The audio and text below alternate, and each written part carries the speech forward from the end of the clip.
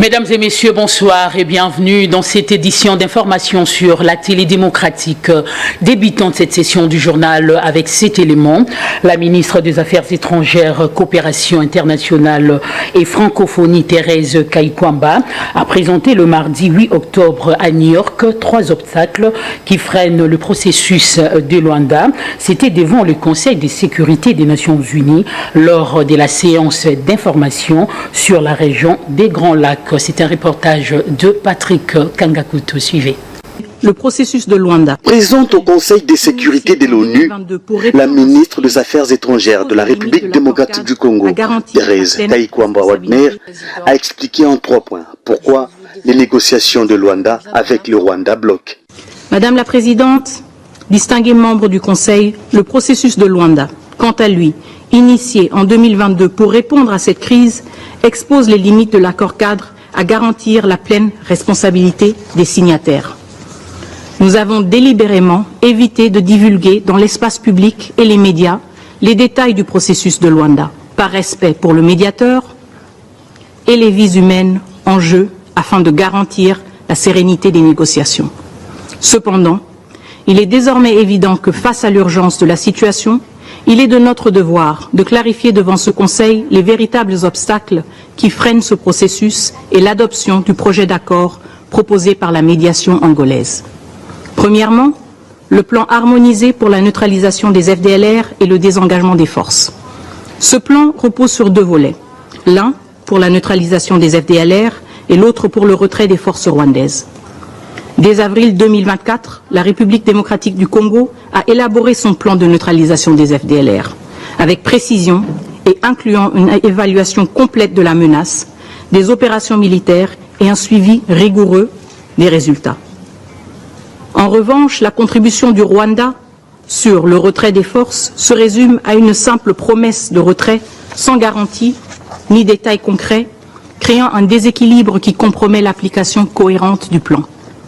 Pire encore, le Rwanda conditionne son retrait à la neutralisation des FDLR. La patronne de la diplomatie congolaise exige cependant des sanctions ciblées contre les responsables rwandais impliqués, dont le soutien au M23. Distingués membres du Conseil, la République démocratique du Congo est une nation éprise de paix. Nous avons fait le choix du dialogue, le choix du multilatéralisme et le choix du respect du droit international. Mais nous ne pouvons accepter que notre souveraineté et notre intégrité territoriale soient sacrifiées sur l'autel de l'inaction et de l'impunité. Nous appelons ce Conseil à prendre de mesures fermes en imposant des sanctions ciblées contre les individus rwandais au sommet de la chaîne de commandement impliqués dans le soutien au M23. La chef de la diplomatie congolaise révèle que le Rwanda conditionne son retrait à la neutralisation des FDLR, un chantage qui viole les principes fondamentaux du droit international, précise-t-elle. Et cette actualité dans ces journaux, la République démocratique du Congo est élue ce mercredi membre du Conseil de droits de l'homme des Nations Unies pour le mandat 2025-2027. Lors de ces votes tenus à l'Assemblée générale des Nations Unies, la RDC a recueilli 72 voix sur un total de 190, signifiant un large soutien de la communauté internationale. Nous y reviendrons. Toujours dans le même chapitre, candidature de la RDC au Conseil des droits de l'homme des Nations Unies pour la nouvelle société civile congolaise. Placer la RDC au Conseil des droits de l'homme, c'est non seulement un encouragement, mais c'est surtout une manière de la mettre devant ses responsabilités. Et les pays accusateurs de la RDC sont les premiers à encourager les violations de droits de l'homme à l'est de la République démocratique du Congo, confirme Jonas Tchombela, coordonnateur de la nouvelle société civile congolaise. C'est un reportage de Judith Elango. Suivez.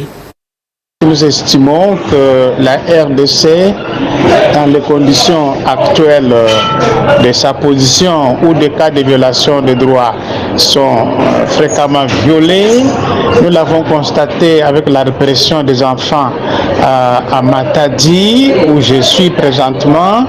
Nous l'avons remarqué avec l'arrestation du journaliste Patrick Lokola. Bien d'autres cas, les cas de prisonniers, n'en parlons pas. C'est un pays comme celui-là qui est dans une situation extrêmement difficile, qu'il faut placer devant un fait accompli.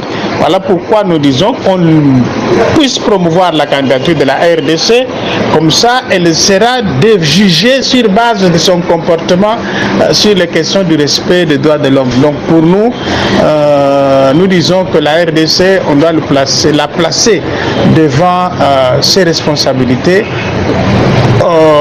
Du fait que les cas de droits de l'homme sont violés fréquemment, parce qu'il n'y a pas un seul pays dans le monde qui ne viole pas le droit de l'homme, ce qui n'est pas un encouragement, mais c'est de placer devant des responsabilités pour que finalement les droits de l'homme soient respectés au cas où elle sera encore violée, comme c'est le cas actuellement.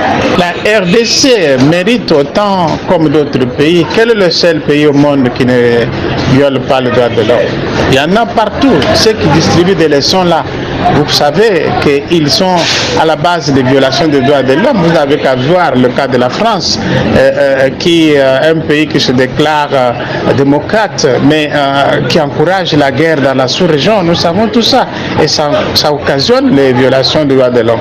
Donc la RDC est au même banc des accusés comme d'autres pays qui aujourd'hui semblent nous donner des leçons. Il faudra alors mettre la RDC devant ses responsabilités en lui donnant ses postes pour que finalement on voit comment elle va se comporter avec ses postes, ou bien elle sera aussi distributrice de leçons à d'autres pays qui ne respectent pas le droit de l'homme.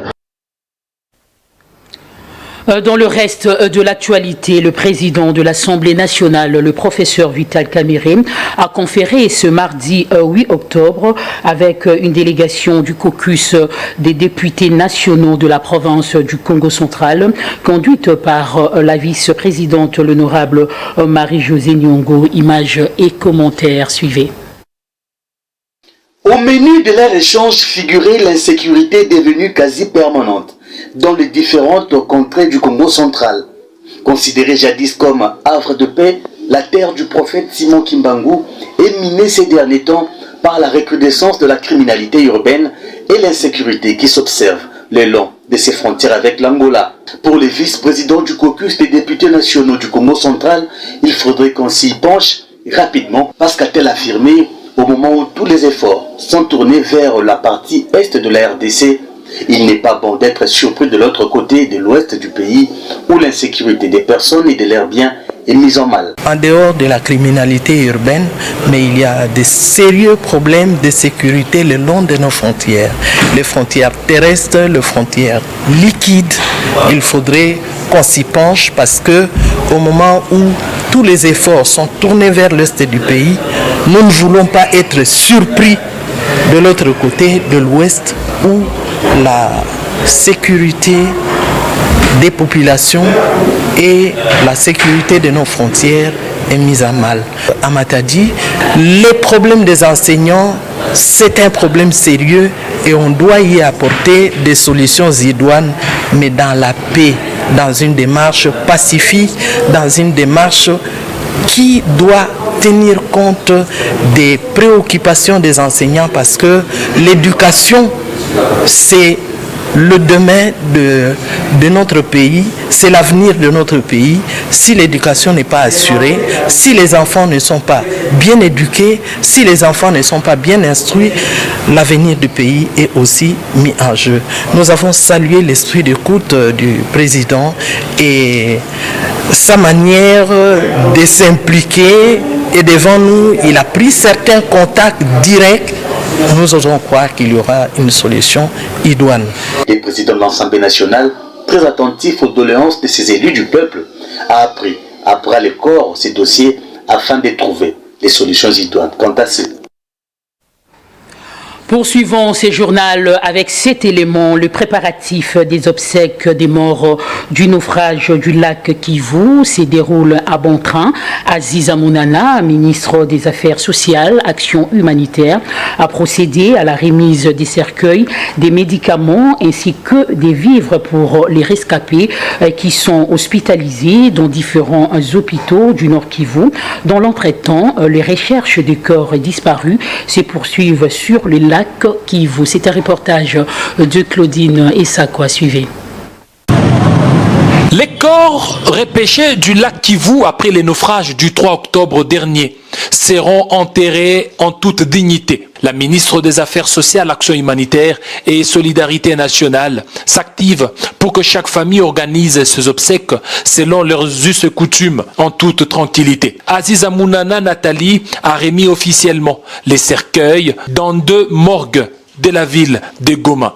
La morgue de l'hôpital provincial et la morgue de l'hôpital de Keshiro. Les factures de soins de santé, des médicaments destinés aux rescapés, des vivres et non-vivres ont été assurées par la ministre des Affaires sociales, Action humanitaire et Solidarité nationale au nom du gouvernement de Judith Tuluka Souminois et sur instruction du chef de l'État Félix Antoine Tshisekedi Tshilombo, à la grande satisfaction des médecins de ces hôpitaux. Le gouvernement a réagi au moment voulu et à temps voulu. Ces médicaments que nous venons de recevoir, cette nourriture que nous allons distribuer à tous les malades hospitalisés ici au niveau de l'hôpital provincial du Nord Kivu, les cercueils que nous venons de recevoir, nous disons merci au gouvernement national, représenté ici par le ministre chargé des Affaires sociales.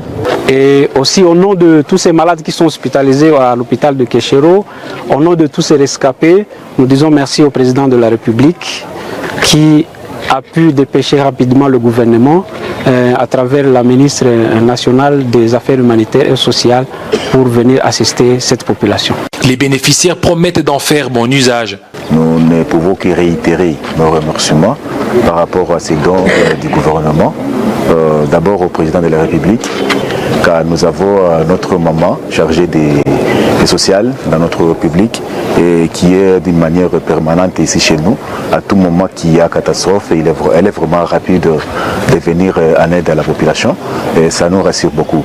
Nous savons faire le suivi, nous pouvons dénoncer à tout moment parce que les docteurs, qu'ils sachent que ce n'est pas son dos et que ce n'est pas le dos du personnel de l'hôpital. Donc on veut dire que c'est pour les victimes. D'autres cercueils, vivres et non-vivres, les lots importants des médicaments vont être rapatriés à Minova pour organiser les deuils. Dans l'entretemps, les recherches des corps disparus sous les lacs Kivu se poursuivent.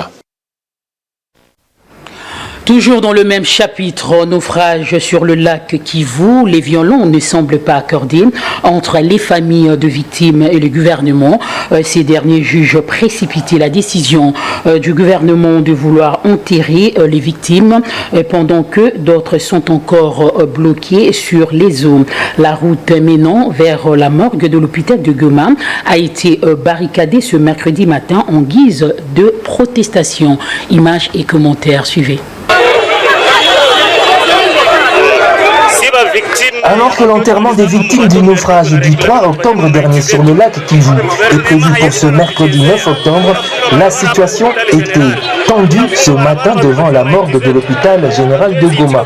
Des membres de famille, des victimes et des motocyclistes ont bloqué la route, s'opposant à toute circulation. Ces familles s'opposent à l'enterrement d'une partie des victimes, alors que d'après eux, des efforts ne sont pas conjugués par le gouvernement pour retrouver le reste des disparus. Pour eux, il faut d'abord retrouver le bateau avant toute chose. Si pas victime, il y a naufrage, il y a un bateau merdi. Il y a drame et nous, les victimes du bateau Merdi, sommes désespérés par le comportement affiché par nos autorités. Elles veulent procéder à l'enterrement alors qu'il y a encore plusieurs victimes bloquées dans l'eau. Nous nous opposons à l'enterrement en cascade, qu'ils nous remettent les corps pour que nous puissions procéder seuls à l'enterrement de nos proches. Ils ont stoppé les recherches, mais ils se sont précipités à enterrer et à indemniser puisqu'ils savent que c'est une aubaine pour détourner l'argent de la République.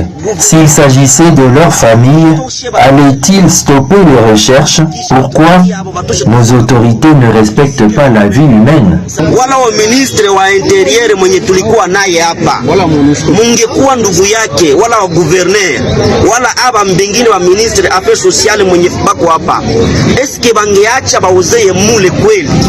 Kwa hii wakati sie population kisi tuko nalia, mimi niko victime hapa ya cette personne, mamangu badadangu wako mule na baloko yangu.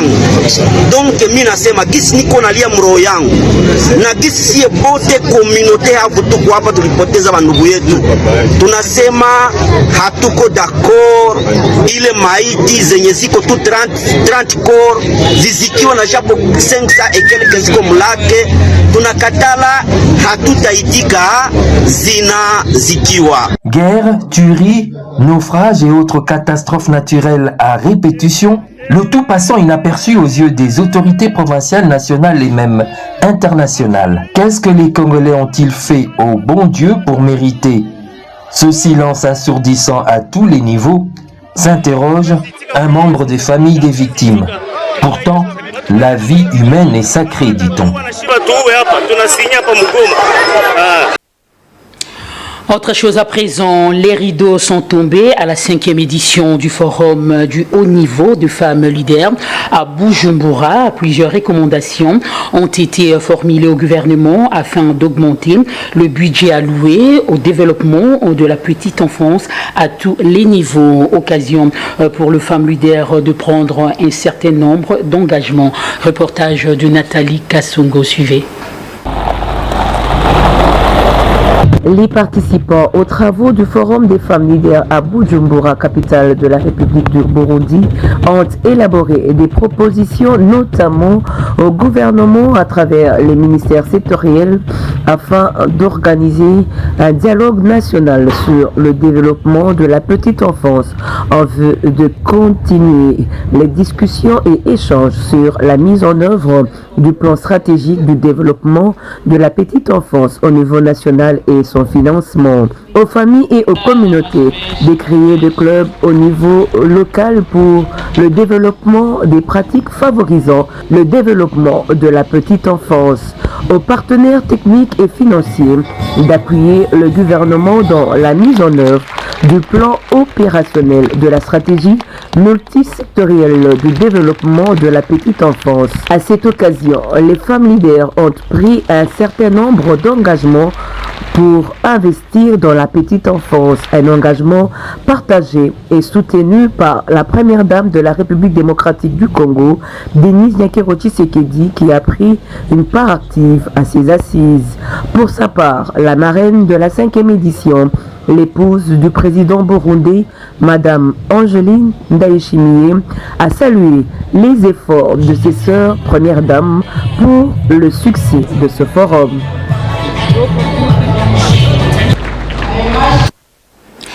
Parlons santé à présent. Détectée il y a quelques semaines au Rwanda, la fièvre hémorragique de Marburg, une variante du virus Ebola, vient de faire son apparition à Goma, dans la province du Nord Kivu, où un premier cas a été recensé. Qu'est-ce que la maladie de Marburg? Les causes et les symptômes? Des explications avec Christelle Kinsissa. Suivez. Virus de Marburg, autrefois appelé hémorragique à virus Marburg, est une maladie grave, souvent mortelle chez l'être humain. Le virus Marburg est l'agent causal de la maladie à virus Marburg, dont le taux de létalité peut atteindre 88%, même si une bonne prise en charge des patients permet de baisser fortement ce taux.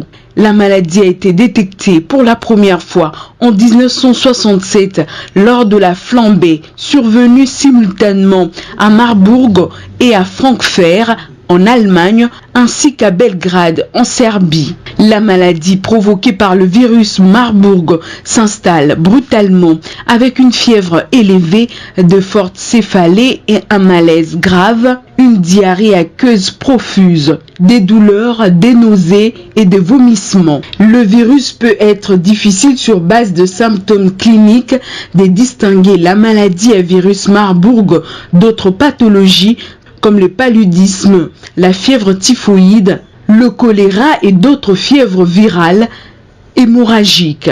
On confirmera que les symptômes sont provoqués par une infection à virus Marburg à l'aide des méthodes diagnostiques ci-après. Titrage immunoenzymatique, test des séroneutralisation, test d'immunocapture des antigènes, PCR avec transcriptose inverse, microscopie électronique, isolement des virus sur culture cellulaire. Il existe actuellement pas de vaccin ni de traitement antirétroviral approuvé pour la maladie à virus Marburg. Cependant, des soins de soutien, réhydratation par voie orale ou intravineuse et le traitement de certains symptômes spécifiques améliorent la survie des patients. Le médecin coordonnateur du programme élargi des vaccinations au Nord Kivu, le docteur Hans Batei, a recommandé mardi 8 octobre l'observance de certaines mesures barrières pour prévenir le virus de Marburg qui se vit dans la ville rwandaise de Gisenyi. Se confiant à une presse nationale, il a indiqué que la ville frontalière de Gisenyi a déjà enregistré un cas confirmé de ce virus, alors qu'à Goma, un premier cas suspect a été notifié la semaine dernière. En attendant les dispositions officielles qui devraient être annoncées par l'autorité provinciale, le respect des mesures barrières est recommandé. Le regroupement syndical L'Union fait la force a célébré ce mercredi 9 octobre 2024 la journée internationale du travail célébrée le 7 octobre de chaque année. Occasion pour le président de l'INF, Guy Koukou-Kedila, de sensibiliser leurs affiliés sur le respect des droits fondamentaux des travailleurs, y compris les libertés syndicales. Reportage de Feza Mandiango, suivez. La journée internationale du travail n'est pas passée inaperçue. Au sein du regroupement des syndicats, l'Union fait la force. Elle a été célébrée sous les thèmes « Le travailleur mérite la paix et la démocratie ». Prenons la parole, Guy Koukou-Kedila, président de l'UFF, revient sur le sens de cette célébration. Que la paix sociale est menacée. Nous devons déclencher aussi des actions pour arrêter cette menace. Et arrêter cette menace, c'est aller vers le gouvernement, aller vers les dirigeants pour leur dire là, les actes qui sont posés sont en train de menacer la paix sociale. On doit se mettre sur la table pour un dialogue. On doit discuter, on doit échanger. Par exemple, actuellement, vous savez, il y a des grèves dans tous les secteurs. L'enseignement, les routiers, les infirmiers, les commerces, la justice. Pourquoi? Parce qu'il y a un seul problème. Il n'y a pas de cadre national pour les dialogues sociaux. Jean-Pierre Kimbouya sensibilise par contre sur les revendications de leurs droits par la lutte, renfort et libère. Nous allons vers un agenda pour la réalisation de ce travail décent. Et c'est difficile de le dire à ce stade, mais au niveau des instances politiques des organisations syndicales, nous allons y travailler pour qu'il y ait une brève échéance. Nous pouvons vous dire comment nous allons nous y prendre.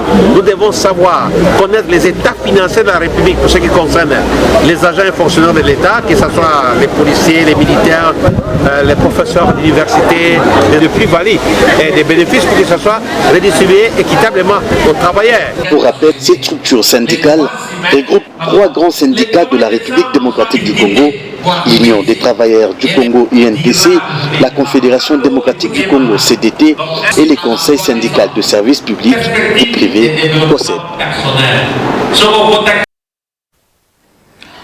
Le calendrier de la session parlementaire de l'Assemblée provinciale de Kinshasa a été adopté ce mardi 8 octobre 2024 au cours d'une plénière à laquelle ont participé 26 députés sur les 48 que compte cet organe délibérant. Images et commentaires, suivez. Les bureaux de l'Assemblée provinciale de Kinshasa étaient au complet. Ce mardi, 8 octobre 2024, procède toute première plénière de la session ordinaire de septembre. À l'ordre du jour, lecture de l'adoption du PV de la séance plénière du 30 septembre dernier, examen et approbation du projet de calendrier de matière de la session ordinaire de septembre et troisièmement, examen et approbation du projet de résolution portant constitution de la commission spéciale et temporaire chargée d'exploitation et approfondie des rapports des vacances parlementaires des députés provinciaux pour la période allant du 1er juillet au 30 septembre 2024. Ainsi, les élus de la capitale congolaise ont adopté à l'unanimité ces projets moyennant quelques amendements proposés lors du débat qui a été constructif. Projet d'édit portant budget de la ville de Kinshasa de l'exercice 2025. Petit B. Arriéré législatif. Petit 1. Examen et vote du projet d'édit portant reddition des comptes de la ville de Kinshasa pour l'exercice 2022. Audition et approbation du rapport de la Commission économique, financière et de contrôle budgétaire relatif à l'examen approfondi du projet d'édit portant budget rectificatif de la ville de Kinshasa pour l'exercice 2024 et vote du test y afférent. Par ailleurs, la présente commission a pour mission notamment de rédiger les rapports généraux faisant ressortir la synthèse de toutes les difficultés et préoccupations soulevées par les députés dans leurs rapports des vacances parlementaires, de sélectionner les recommandations ayant un caractère prioritaire et dont l'application s'impose dans le meilleur délai pour l'amélioration des conditions de vie de la population quinoise. La plénière de ces jours a été suspendue par le président de l'Assemblée provinciale, Lévi Mbouta, car une matière à l'ordre du jour n'a pas été traitée. Vous savez, relatif à l'examen et l'approbation du projet de calendrier des matières de la session ordinaire de septembre 2024. Toutefois, je tiens à vous rappeler que ce projet de calendrier des matières adopté par la conférence des présidents en sa réunion du 18 septembre 2024 reste totalement ouvert à l'inscription de nouvelles matières. Le calendrier n'est pas scellé, le calendrier est ouvert et vous pouvez l'enrichir à tout moment. Il s'agit de la communication du bureau sur diverses propositions des 10 proposées par les députés provinciaux. La commission d'éducation civique et d'observation électorale a au cours d'un point de presse tenu ce mercredi 9 octobre 2024.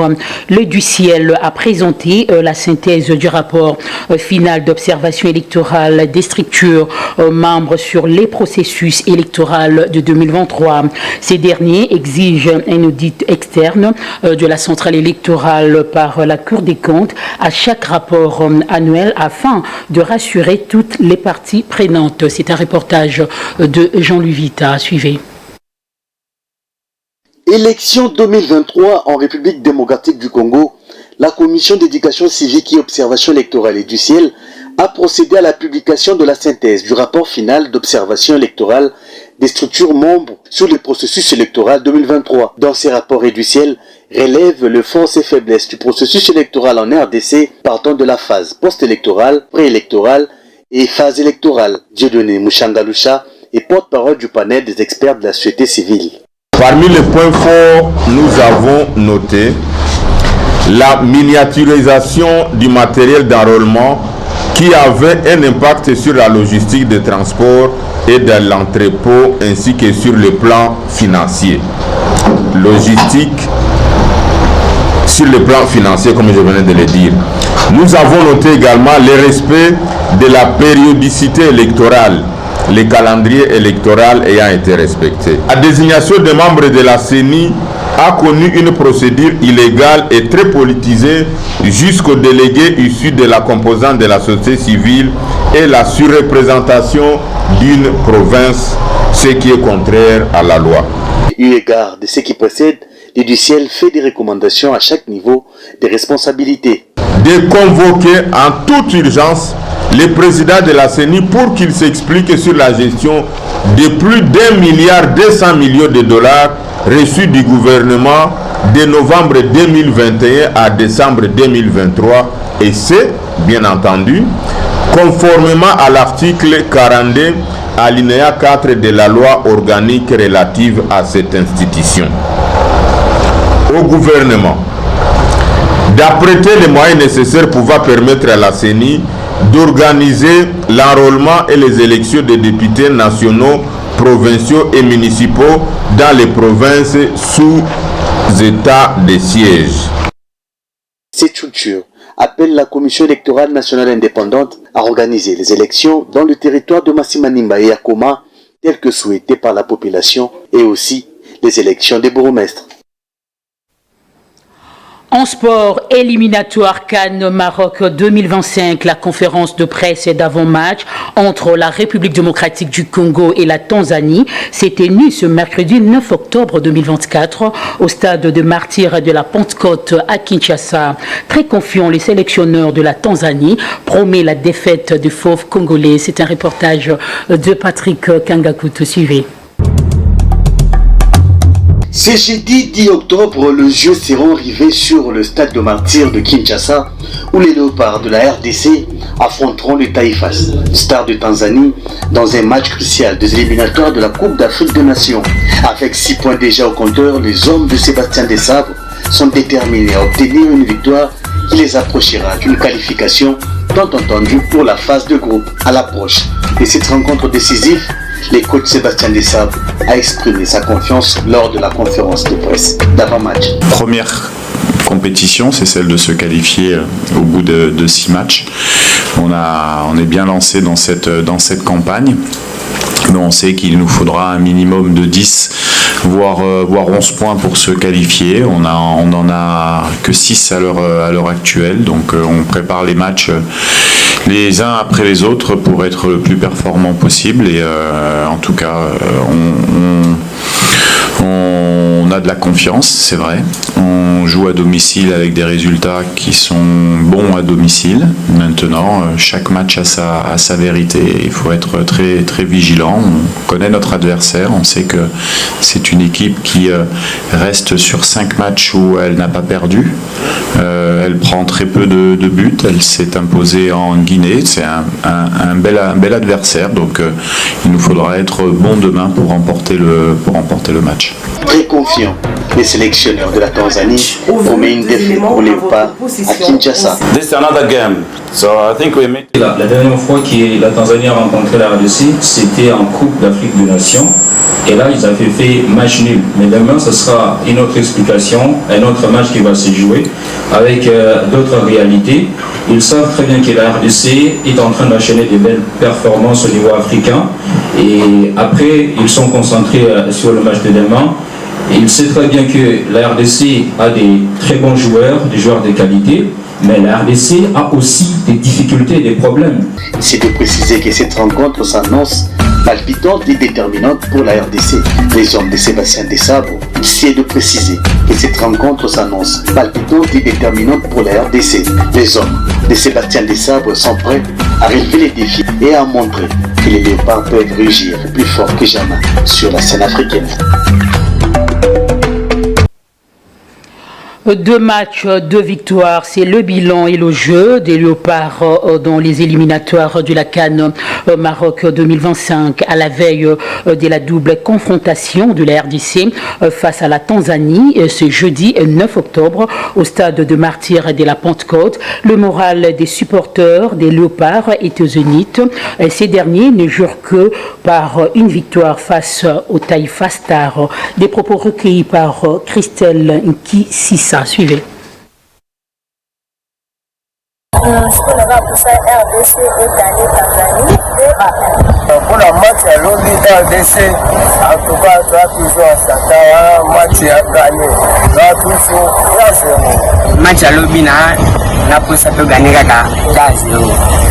Pour biso nous surtout que c'est la moga pour tout les équipes na biso makasi.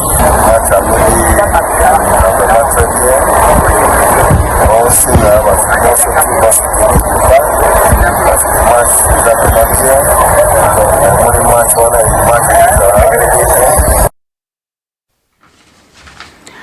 Et pour boucler complètement la boucle, procès Charles Onana devant la juridiction française, prorogation de l'état de siège au Nord Kivu et en Ituri par le Sénat, controverse autour du 19e sommet de la francophonie. Place à la revue de presse dans une sélection de Adlan Macpolo. Suivez. Bienvenue à cette revue de presse. Procès de Charles Onana, signal alarmant pour la documentation des crimes de guerre en République démocratique du Congo, écrit Info 27. Dans un contexte marqué par des tensions politiques et une enquête de vérité historique, le soutien des Congolais à la Charles Onana s'affirme avec force. L'auteur de Holocauste au Congo, l'omerta de la communauté internationale, appelle à une résistance face à l'oppression tout en dénonçant la domination rwandaise qui pèse sur le Congo depuis plus de 20 ans. Accusé de contestation de l'existence d'un crime de génocide en lien avec le Rwanda, Charles Onana fait l'objet d'un procès qui soulève des interrogations sur la liberté d'expression, affirme le confrère. Des voix comme celle du prix Nobel de la paix, Denis Mukwege, s'élèvent pour dénoncer cette politisation du procès et appelle à la reconnaissance des souffrances du peuple congolais, témoignant ainsi d'un mouvement grandissant en faveur de la véritable justice, estime Info 27. Nord Kivu et Ituri, le Sénat adopte la 83e prorogation de l'état de siège, annonce la prospérité. La Chambre haute du Parlement a approuvé la 83e prorogation de l'état de siège dans les deux provinces par 72 voix pour sur les 75 sénateurs qui ont pris part au vote, 2 voix contre et une abstention. Elle doit courir pendant une nouvelle période de 15 jours qui prendra effet à partir du 9 octobre 2024. Le projet de loi ainsi adopté sera transmis au chef de l'État pour promulgation.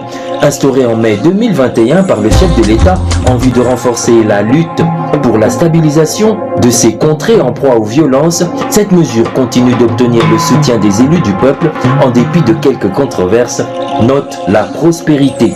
Le carton jaune de Tshisekedi à la francophonie, analyse Ouragan.